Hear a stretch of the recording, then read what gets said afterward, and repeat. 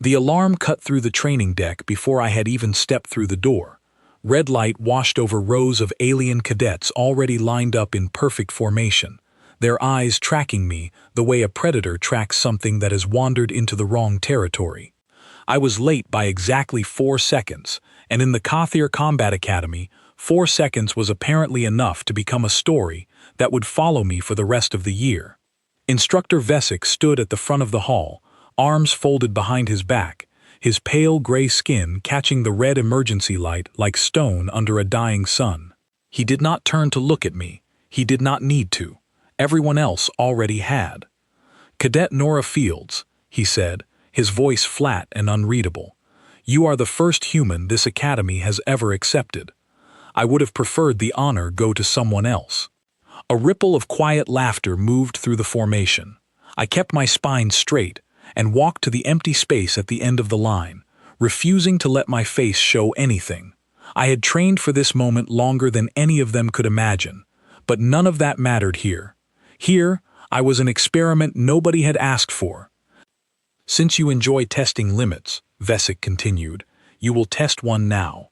Reactor gauntlet, live parameters, no assistance." The room went still.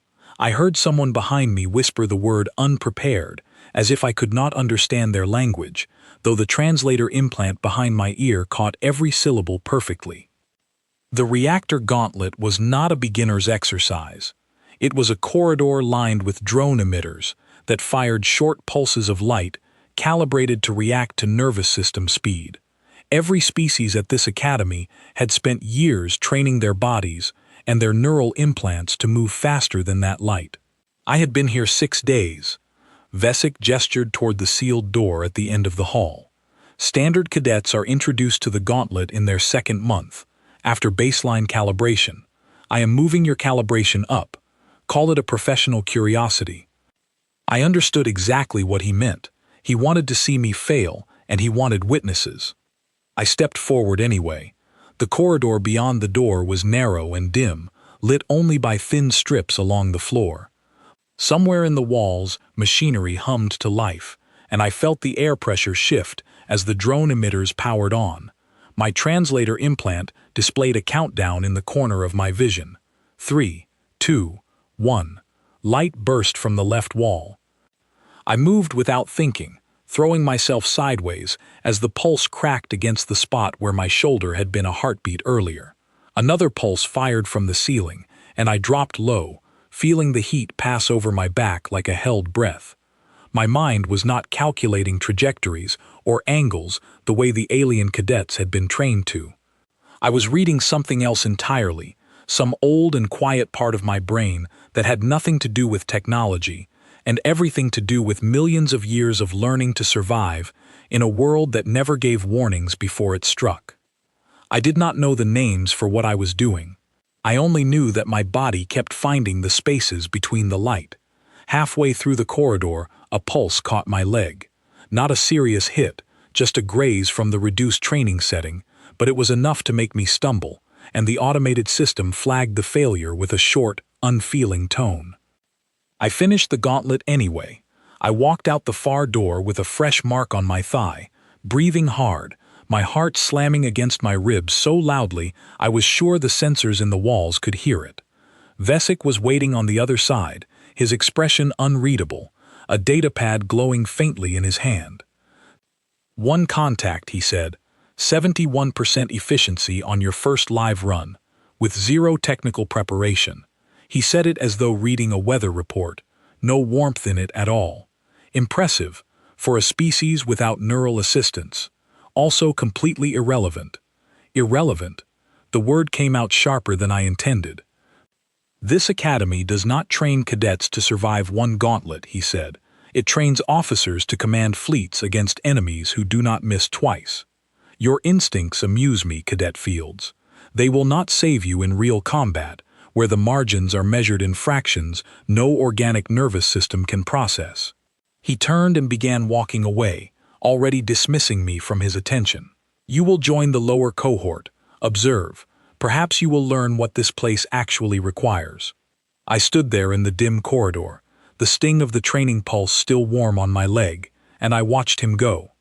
Around me, alien cadets filed past on their way to their own drills, some glancing at me with open curiosity, most not bothering to look at all.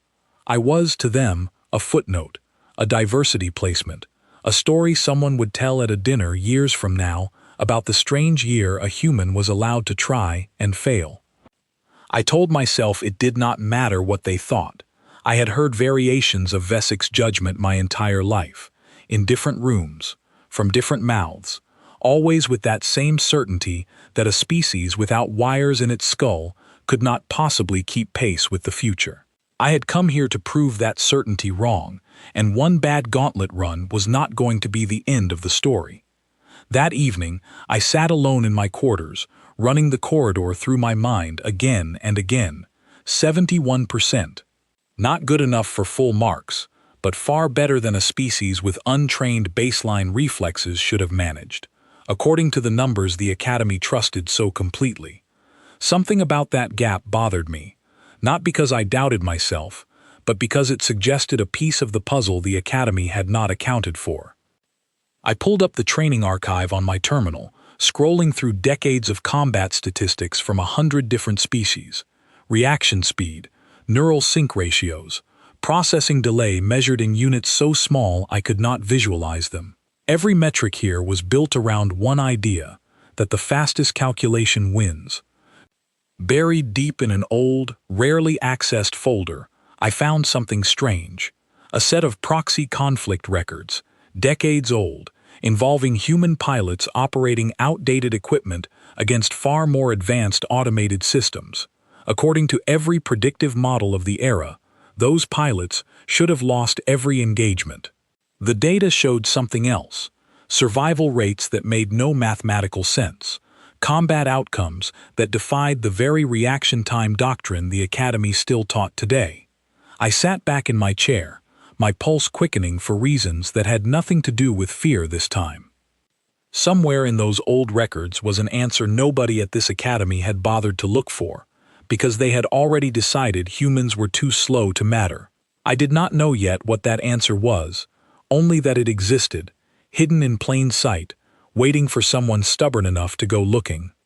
Outside my window, the training decks had gone quiet for the night. The alien cadets long since retired to prepare for tomorrow's drills. I closed the archive, my legs still faintly aching from the mark the gauntlet had left, and made a decision that would change everything that followed. I was not going to wait for the lower cohort's slow, careful lessons. I was going to find out exactly what those old pilots had known, and I was going to teach it to myself, one long night at a time, whether Vesik believed I was capable of it or not. The lower cohort's first real session began 3 days later, in a wide observation hall where a dozen human-adjacent cadets and I were seated behind reinforced glass, watching the advanced trainees run drills we were told we were not yet ready to attempt. I sat near the back, watching one of the top cadets, a lean, sharp-eyed threll named Corin Vass, cut through a live simulation with a precision that looked almost bored.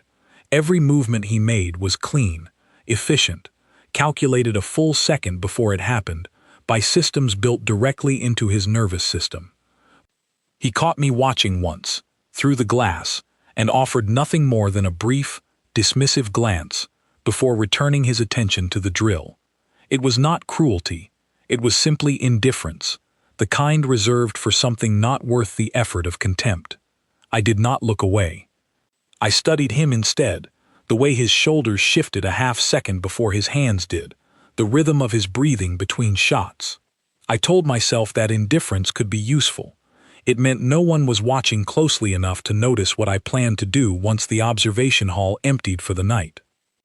That first night, after the last footsteps faded from the corridor outside, I made my way down to the lowest level of the training complex, past a maintenance door that had not been properly sealed in years, into a derelict close-quarters bay that had clearly not seen a scheduled drill in a very long time. Dust hung faintly in the stale air, caught in the dim emergency lighting.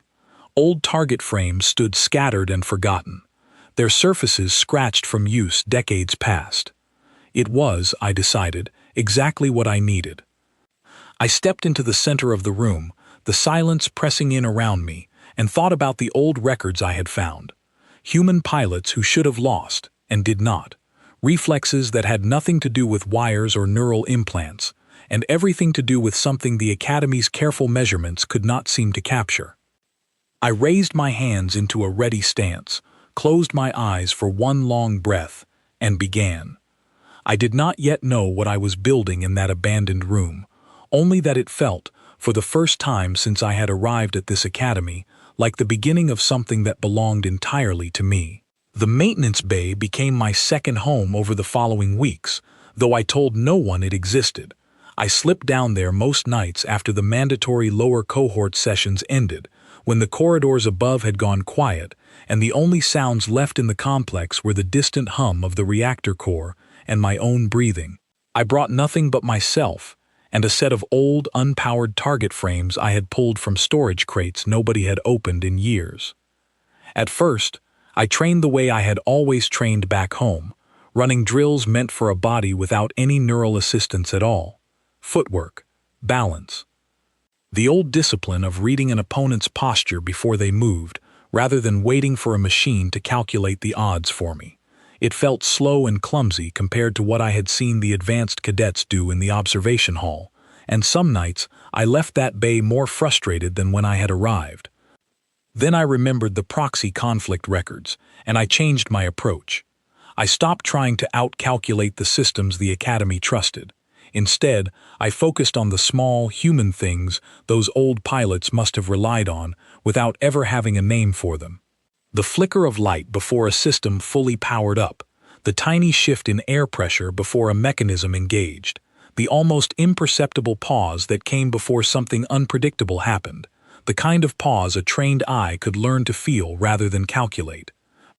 I built a crude timing rig out of 2 old target frames and a length of cable I found coiled in a supply locker, wiring it so the frames would activate at randomized intervals with no pattern I could memorize. I stood in front of them night after night, forcing myself not to guess, but to notice. The faint hum a half-second before ignition, the subtle dimming of the ambient lights as the frames drew power. Small, imperfect signals that no neural implant had ever been designed to look for, because no implant needed to. The machine simply calculated the future. I was teaching myself to feel it arrive. Progress came slowly, and not without cost.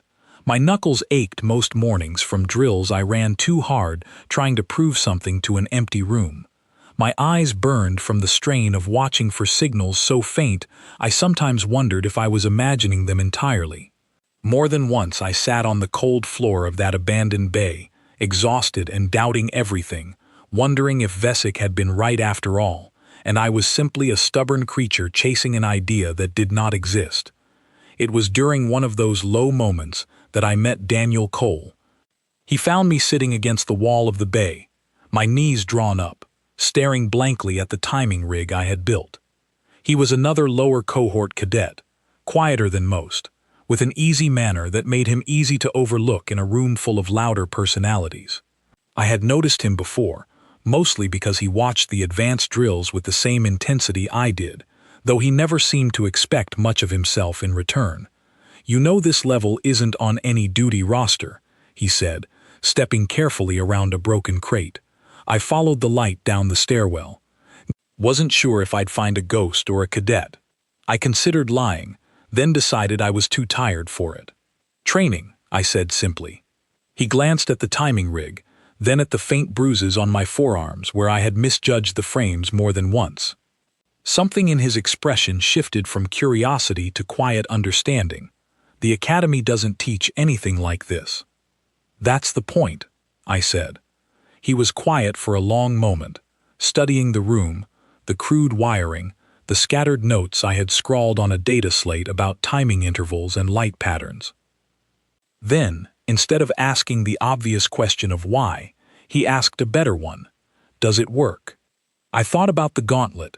The 71% Vesic had dismissed as irrelevant. "Sometimes," I admitted, "not enough yet." Daniel crossed the room and picked up the second data slate I had left on the floor, scanning through my notes with an expression of growing interest rather than doubt.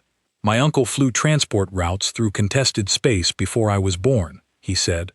"He used to tell me the automated defense grids never bothered him as much as the improvised raiders did. Said machines you can predict. People, you have to feel out." He looked up at me. "Sounds like what you're trying to do here." For the first time since I had arrived at this academy, someone was looking at what I was building with something other than pity or contempt. It steadied something in me that I had not realized was shaking. From that night on, Daniel joined me in the bay, not every evening, but often enough that the sessions began to feel less like a lonely, half-desperate experiment and more like the beginning of an actual method. He had a talent for finding flaws in my thinking that I could not see myself, asking questions that forced me to sharpen my instincts rather than simply trust them blindly. He rigged a second timing frame, this one adjustable, letting us randomize intervals further so I could not fall into old habits. The improvement was slow but real. Where I had once flinched a half-second too late, I began flinching in time. Where I had once guessed and hoped, I began to notice, truly notice, the small signals my body had apparently always been capable of reading, if only I gave it the chance. It was not perfect. Some nights I still misjudged, still carried fresh bruises into the next day's lower cohort drills, still caught curious glances from cadets who wondered why a human kept showing signs of exhaustion no assigned schedule could explain. I told no one the truth. Not even when a sharp-eyed cadet named Grace Ellery asked me directly one morning why I looked like I had not slept in days. "Extra study," I told her, which was not entirely a lie. The real test of my progress came sooner than I expected, and not in the safety of the abandoned bay. During a mandatory lower cohort sparring session, held under the distant but watchful presence of an academy monitor, I was paired against a cadet with baseline reflex ratings nearly double my own. It should have been an easy defeat, and for the first exchange, it nearly was. He came in fast, his movements clean and confident, and I barely avoided the first strike by instinct alone. Then something shifted. I stopped trying to match his speed, and instead let myself read him the way I had trained myself to read the timing frames. The small hitch in his shoulder before he committed to a strike. The barely perceptible shift of weight before a feint became real. I was not faster than him. I simply stopped being late.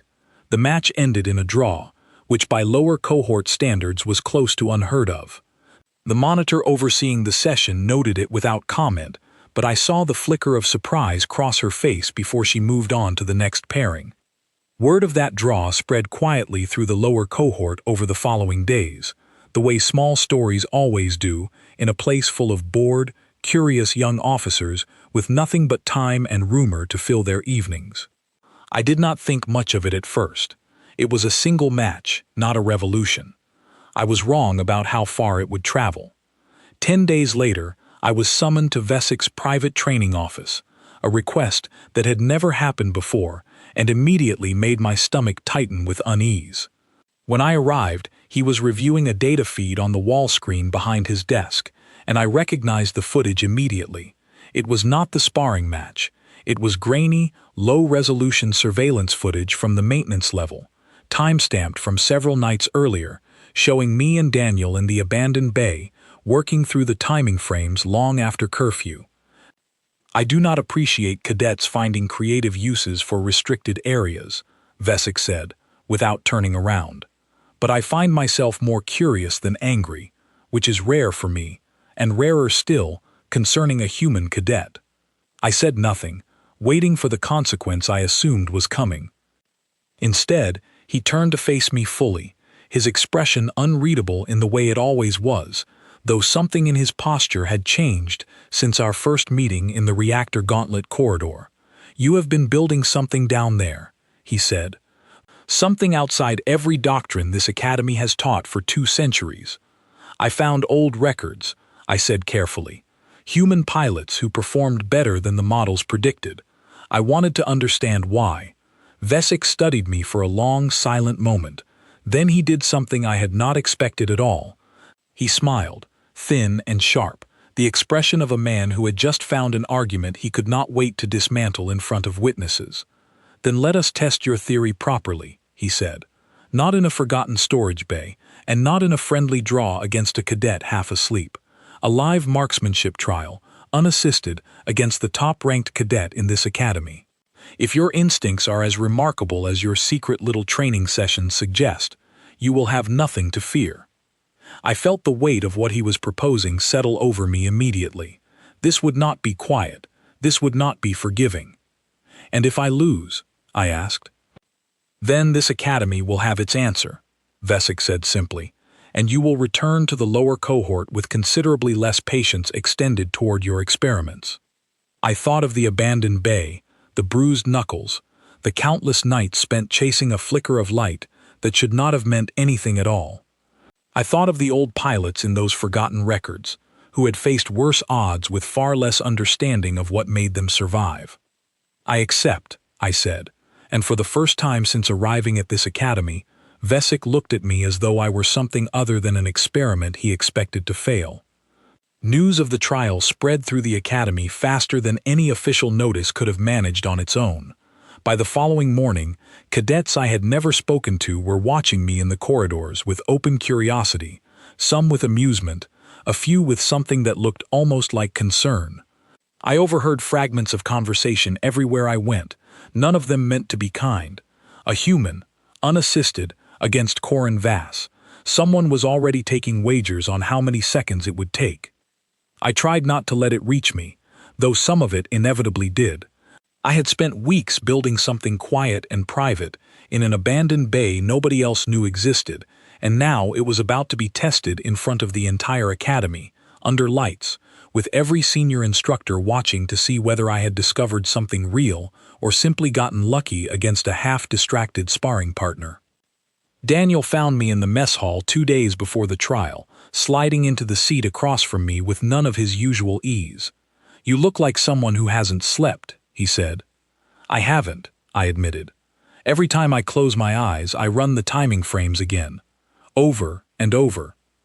I can't tell anymore if I'm still improving or just wearing myself thin." "Maybe both," he said, not unkindly. "You know Corin doesn't train like the rest of us. He's been running combat simulations since before he could walk without help. His neural sync isn't just fast, it's seamless.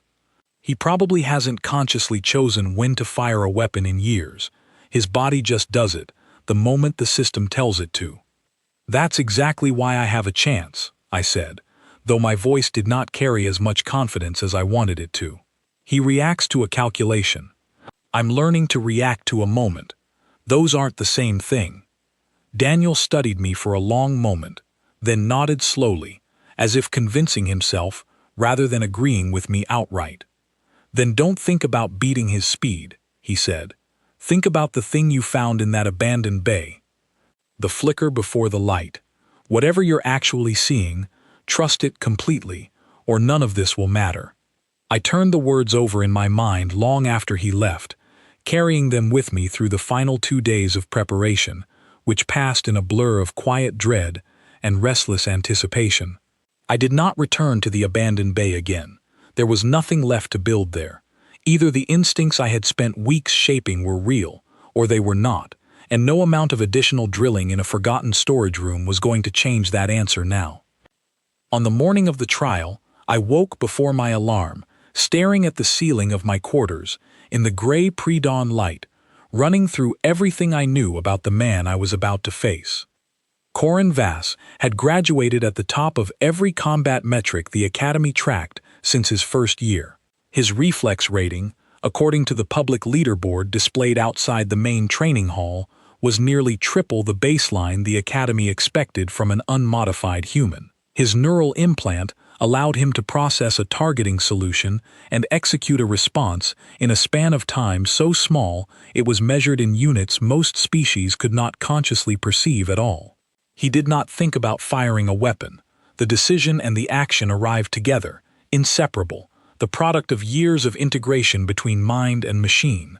Against that, I had a handful of weeks, a set of stolen night sessions in an abandoned bay, and a theory built from decades-old proxy conflict records that no one at this academy had bothered to take seriously until I did. I dressed in my training uniform slowly, deliberately, trying to steady the tremor in my hands that had nothing to do with fear of losing, and everything to do with fear of discovering that I had been wrong the entire time, that Vesik's original judgment of me had been correct after all, and I was simply a stubborn human who had mistaken persistence for progress.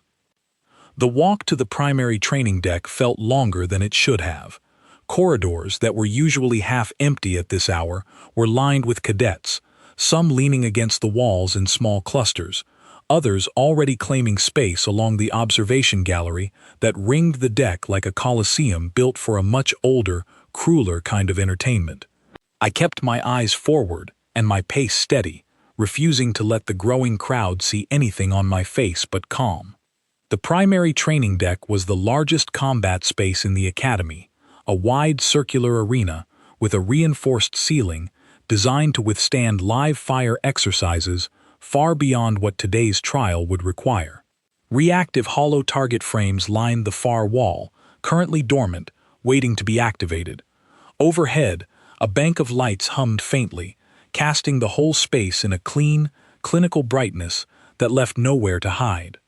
Vesik stood near the center of the arena, speaking quietly with two other instructors I recognized only by uniform rank, not by name. When he saw me enter, he straightened, and the quiet conversation around the deck dimmed noticeably, cadets turning to watch my approach the way a crowd turns to watch weather roll in. Corin Vass was already there, standing near the weapons rack with an ease that bordered on boredom. He wore his uniform the way most senior cadets did, sharp and precise, every detail in place, and he watched me cross the deck with an expression that held no real malice, only the mild curiosity of someone about to complete a formality before returning to more serious work. "Cadet Fields," Vesik said as I stopped a respectful distance from him, "you understand the terms of this trial." "Unassisted marksmanship," I said. "No neural sync, no targeting AI, reactive holo targets on randomized activation. First clean hit wins." "Correct." Vesik gestured toward the weapons rack, where two identical training sidearms sat waiting, calibrated to fire a harmless but clearly registered pulse of light rather than any live charge. "The targets will resolve from full transparency to solid projection over a span of time too short for either of you to consciously track through ordinary observation. Your weapon will only register a hit once the target has fully resolved. Fire too early, and the shot passes through nothing at all." I nodded, though my attention had already drifted toward the target frames along the far wall, studying them the way I had studied the timing rig in the abandoned bay for so many nights. I could see nothing unusual about them from this distance, no obvious flicker, no visible tell. I told myself that meant nothing. The signal I had trained myself to notice was never meant to be obvious from across a room. Corin approached the weapons rack and lifted one of the sidearms, checking its calibration with practiced efficiency before slipping it into a low ready position at his side. He glanced at me once, not unkindly, more the way a veteran glances at someone about to learn a hard lesson for the first time. "I have watched the footage from your sparring match," he said, his voice carrying just far enough for those nearby to hear. "It was impressive, for someone without assistance. But a lucky draw against a distracted opponent is not the same as facing someone whose entire life has been built around this moment." He said it without cruelty, almost as an act of honesty rather than intimidation. "I do not say this to discourage you. I say it because I respect effort, even effort that will not be enough today." I picked up the second sidearm, feeling its weight settle into my palm, familiar in a way that steadied something in my chest, despite everything Corin had just said. "We'll see," I said simply, and something in my tone made his easy confidence flicker, just slightly, for the first time since I had entered the deck. Vesik moved to a raised platform at the edge of the arena, where a control panel waited beneath a bank of monitors, displaying live feeds of the target frames. The two other instructors took their positions nearby, one with a data slate ready to record the results, the other simply watching with the careful stillness of someone who suspected this trial might matter more than a routine training exercise. The observation gallery had filled completely by now, cadets packed shoulder to shoulder along every available rail, their conversation dropping to a low, expectant murmur as the moment approached. I caught a glimpse of Daniel near the front row, his expression tight with something that looked like held breath. Beside him stood Grace Ellery, arms crossed, watching me with an intensity I had not expected from someone I barely knew. Even cadets from the advanced cohort, the ones who usually paid me no attention at all, had gathered along the upper rail, drawn by curiosity or the simple appeal of watching a confident story about human limitation confirmed in public. "Cadets, take your positions," Vesic said, his voice carrying easily across the now silent deck. I walked to the marked position on the arena floor, roughly 15 meters from the target frames, feeling the weight of every eye in the gallery settle onto my shoulders, like a physical thing. Corin took his position beside me, close enough that I could sense the easy calm radiating from him, the calm of someone who had done this 1,000 times before and expected today to be no different. I closed my eyes for one brief moment, letting the noise of the gallery fade into the background, letting my mind settle into the same quiet, focused stillness I had spent so many nights building in that forgotten bay. I thought of the timing frames. I thought of the flicker before the light, the almost imperceptible pause that came before something unpredictable happened. I told myself that Corin's implant would calculate the future the instant the targets began to resolve. I did not need to be faster than his calculation. I only needed to notice the moment before that calculation began. "Sidearms ready," Vesic said. I raised the weapon, feeling its weight settle into a familiar low-ready position, my eyes fixed on the dormant target frames along the far wall. Beside me, Corin did the same, his stance perfect, his breathing even and unhurried. "On activation," Vesic continued, "targets will resolve without warning. First clean hit ends the trial." The deck fell into complete silence, the kind of silence that felt heavier than any sound could have been. I could hear my own heartbeat, steady but quick, and somewhere beneath it, the faint hum of the target frame's dormant power cells, the same low sound I had spent weeks learning to listen for in an abandoned room nobody else had ever thought to enter. Vesic's hand hovered over the activation control. I did not think about Corin. I did not think about the gallery full of watching eyes, or the wagers being quietly placed along the upper rail, or the weeks of bruised knuckles and sleepless nights that had brought me to this exact moment. I let all of it fall away, until there was nothing left but the target frames, the dormant hum beneath their silence, and the small, patient part of my mind that had learned, slowly and painfully, how to feel the future arrive a fraction of a second before it did.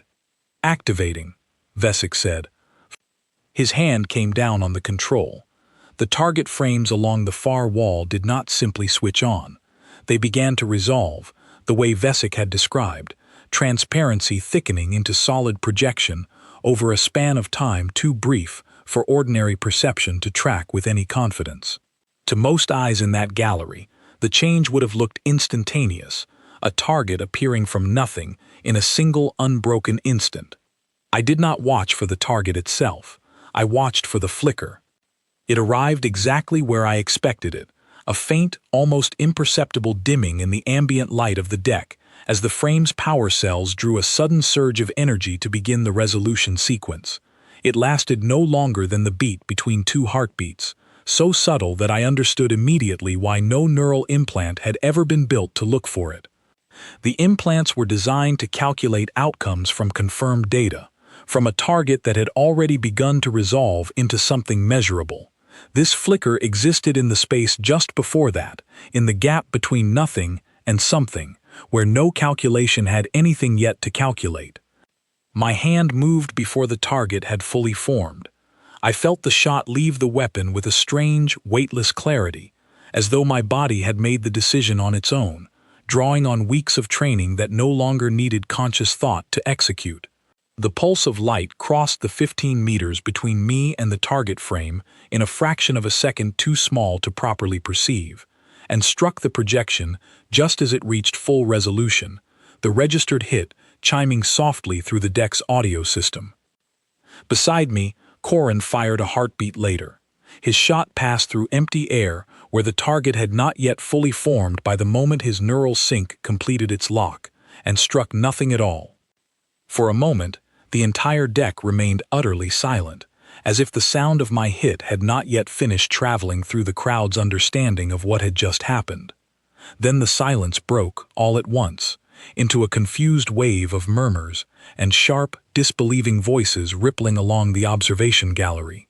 I lowered my weapon slowly, my heart hammering so hard I could feel it in my throat, and turned toward the raised platform where Vesic stood staring at the readout on his control panel with an expression I had never seen on him before, something caught between disbelief and the beginning of genuine alarm.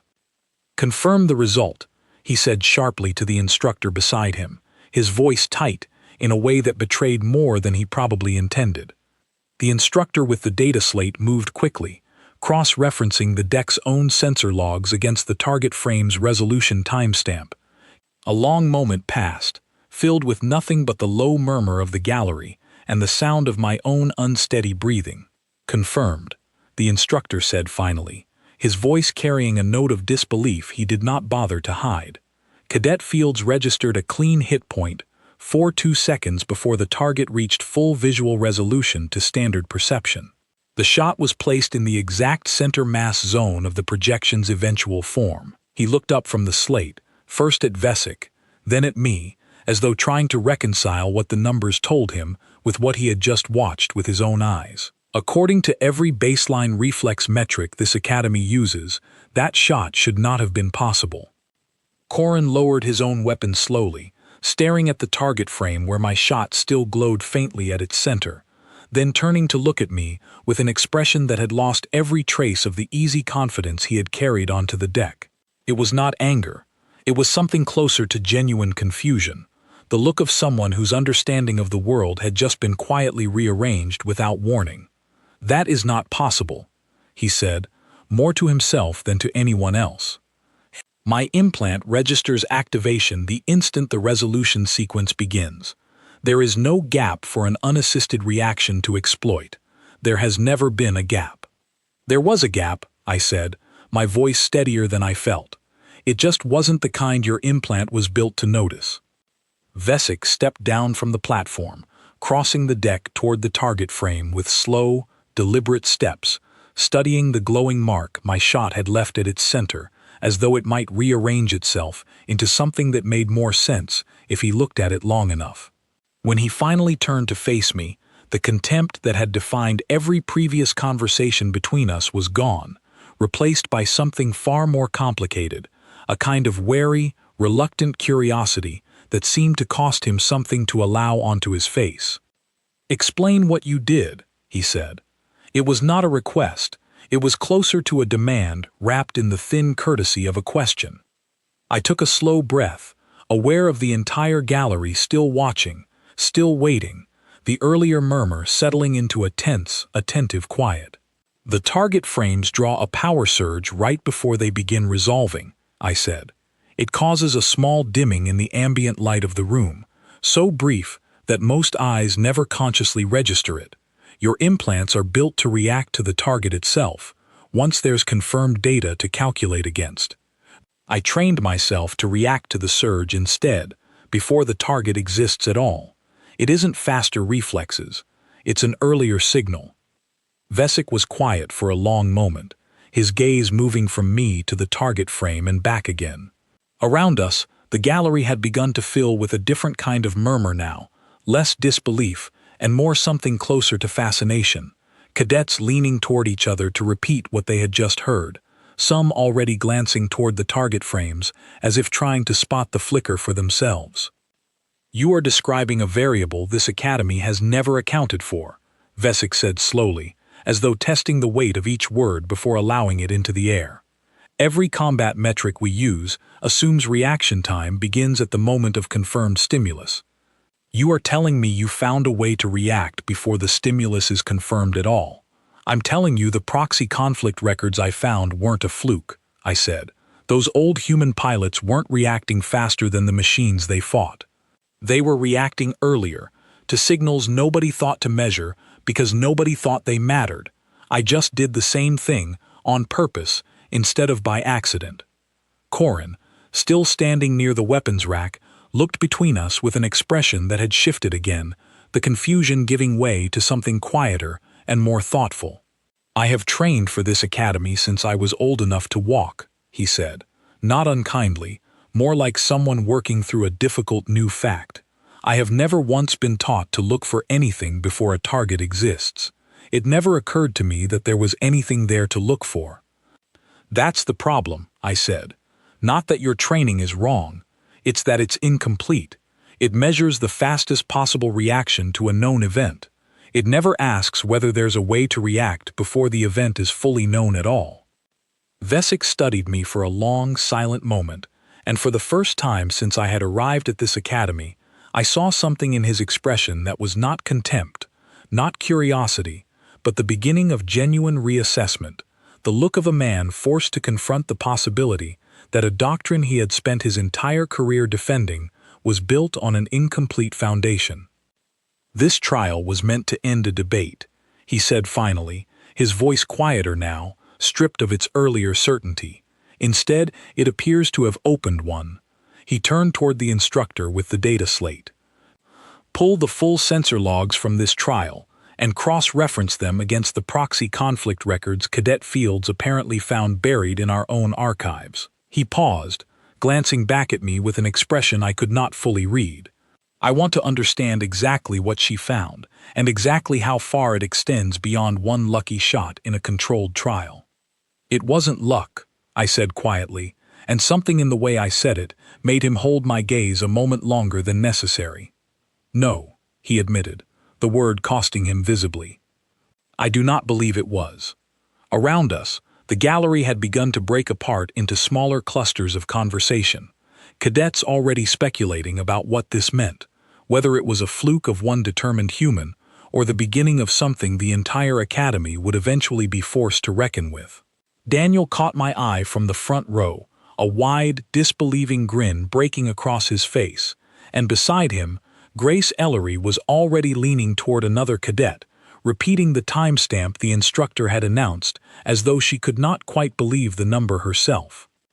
I lowered my weapon fully now, feeling the adrenaline of the last several minutes begin to drain out of me all at once, leaving my hands slightly unsteady in its wake. I had come to this academy expecting to prove that human reflexes deserved a place in a system built entirely around calculations no organic mind could match. I had not expected, even in my most hopeful imaginings, to stand on this deck and watch an instructor who had dismissed me on my very first day begin, however reluctantly, to question the foundation of everything he had spent his career teaching. Vesic turned back toward the platform, already issuing quiet instructions to the instructor beside him about pulling historical data and scheduling a full review, his earlier certainty replaced by the focused urgency of someone who had just discovered a gap in a wall he had believed was solid. I did not yet know exactly what would come next, whether this single trial would be dismissed eventually as an anomaly too strange to build a new doctrine around, or whether it would become the first thread in something far larger. I only knew that for the first time since I had stepped off the transport onto this academy's landing deck, the room was no longer looking at me as an experiment expected to fail. They were looking at me as a question nobody yet knew how to answer. The days that followed the trial did not bring the quiet satisfaction I had imagined during those long nights in the abandoned bay. Instead, they brought scrutiny, of a kind I had not fully prepared for. Word of the trial spread beyond the lower cohort, beyond the academy's own walls, into the wider network of instructors and command staff who oversaw officer training across the sector. Within a week, I was summoned to a formal review board, a panel of 5 senior instructors seated behind a long table in a room far colder and more sterile than the training deck had ever felt. Vesic sat among them, though his role had shifted in a way I had not expected. He was no longer simply presenting me as a curiosity to be examined and dismissed.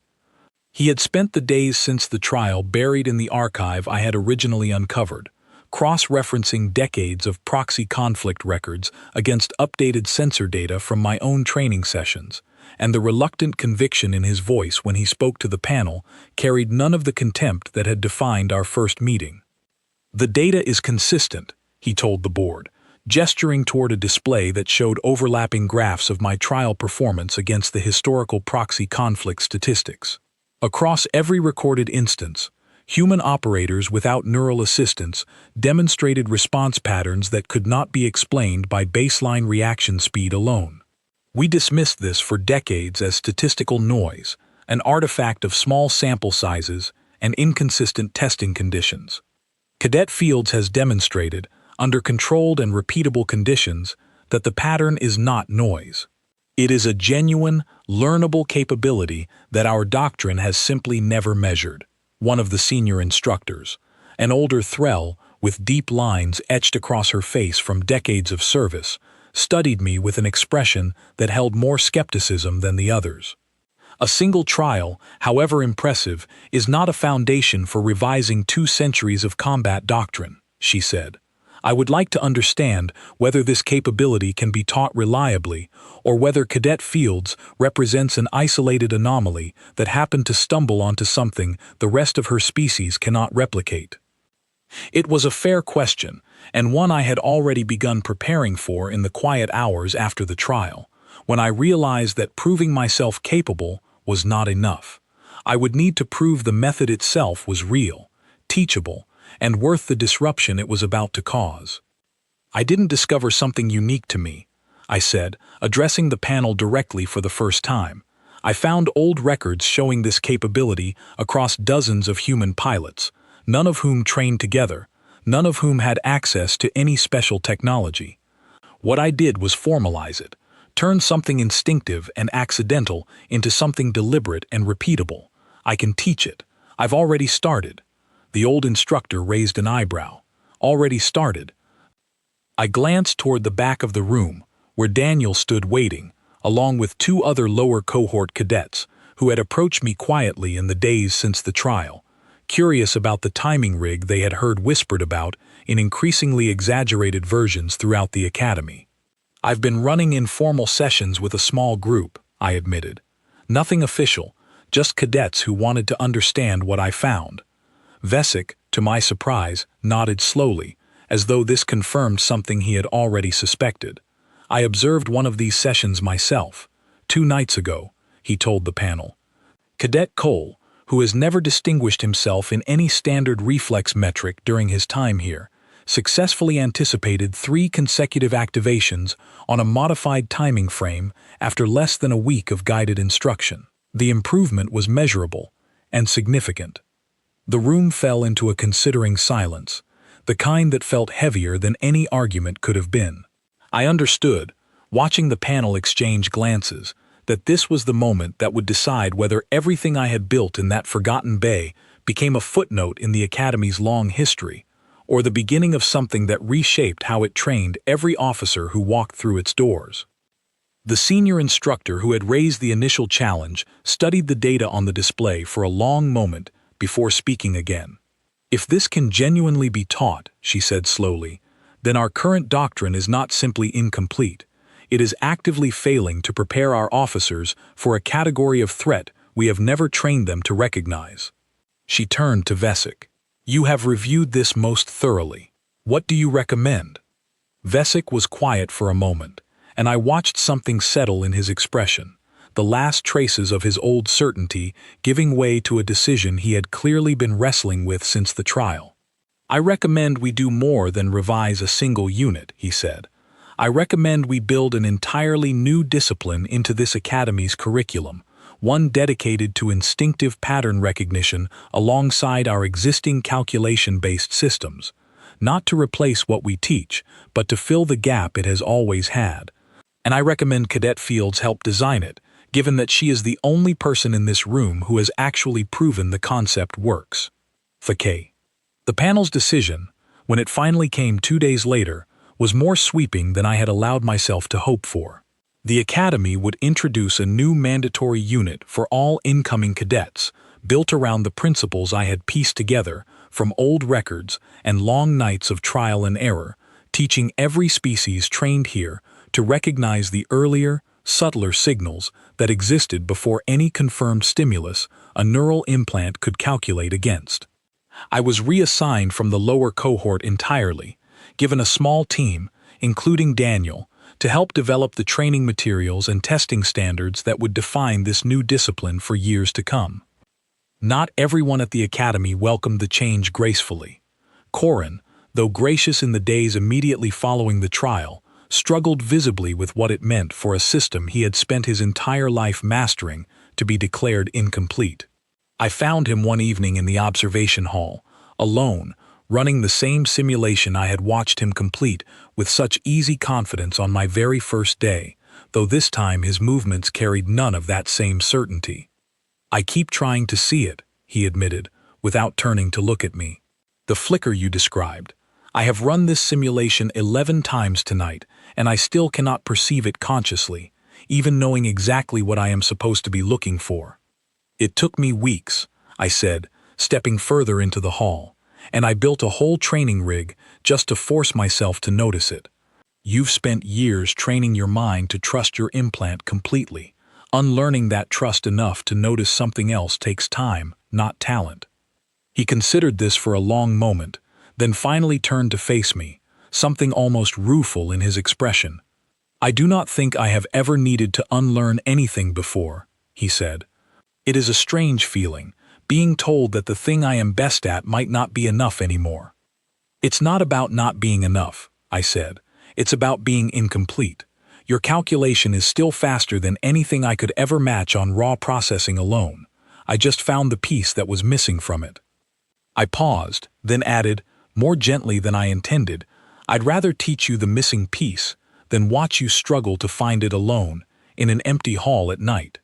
He studied me for a long moment, and something in his posture eased, the wounded pride of the last several days giving way to something closer to genuine curiosity. "Then teach me," he said simply, and it was, in its own quiet way, the truest victory the trial had ever earned me. The real test of the new curriculum came sooner than anyone expected, barely 2 months after the academy formally adopted it. A routine training exercise near the outer training range was interrupted by an unscheduled equipment malfunction in one of the automated defense drones, a rare but not unheard of failure that caused the drone to begin firing unpredictable, unpatterned pulses instead of the controlled sequence the exercise called for. 3 cadets, caught in the drone's field before the safety systems could fully shut it down, avoided serious harm only because they had spent the previous weeks training under the new instinct-based methods I had helped design, methods built specifically to handle exactly the kind of unpredictable, uncalculated threat that a neural implant, trained only to react to confirmed patterns, would have struggled to anticipate in time.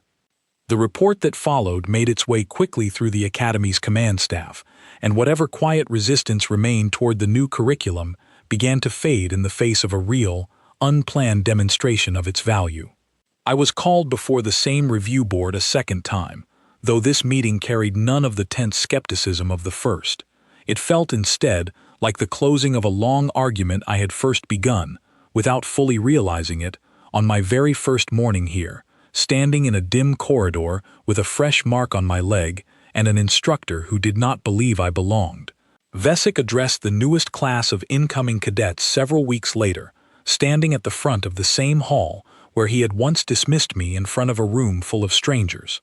I stood near the back this time, not as a cadet awaiting judgment, but as one of the instructors responsible for the unit he was about to introduce. He did not mention my name directly during his opening remarks, though I noticed the careful way he framed the new curriculum, acknowledging without excessive ceremony that the Academy's old doctrine had measured only part of what true combat readiness required. "For 2 centuries," he told the assembled cadets, "this Academy taught you to calculate the future faster than your enemy could calculate it. That remains essential, but calculation alone has a limit, a gap between confirmed data and true readiness that no amount of processing speed can close on its own." He paused, and for the briefest moment, his gaze found mine across the crowded hall. It took someone willing to look past what this academy assumed was impossible, to show us that gap even existed. We did not teach her to see it. She taught us to feel it coming, and in doing so, she has made every one of you safer than the doctrine before her ever could. I did not need him to say my name for the room to understand exactly who he meant. I felt the weight of dozens of curious glances settle briefly onto me, the same kind of attention that had once made me feel like an outsider standing at the edge of a formation that did not want me there. This time, it felt different, not because the attention itself had changed, but because I had. I thought of the abandoned bay, dust hanging in dim emergency light, the crude timing rig built from scavenged cable and forgotten target frames. I thought of the bruised knuckles, the sleepless nights, the quiet, stubborn certainty that had kept me returning to that empty room long after any reasonable person might have given up. None of it had been about proving that humans were faster, or stronger, or better than the species around us. It had only ever been about proving that we belonged in the conversation at all, that our way of meeting the unknown had value worth teaching, worth learning, worth building into something larger than one determined cadet in one forgotten room. As Vesic continued speaking to the new class, outlining the structure of the discipline I had helped create, I allowed myself, for the first time since arriving at this academy, to simply stand still and listen, without needing to prove anything further to the room around me. The doubt that had once defined every glance thrown my way had not vanished entirely, and I suspected some fragment of it never fully would. Not here, not in a system built on centuries of certainty about what different kinds of minds could and could not do. But the doubt no longer belonged only to me. It had become a shared, honest uncertainty, the kind that pushes a system forward instead of holding it in place, and that, more than any single trial or single shot, felt like the true redefinition of what this academy had once believed impossible.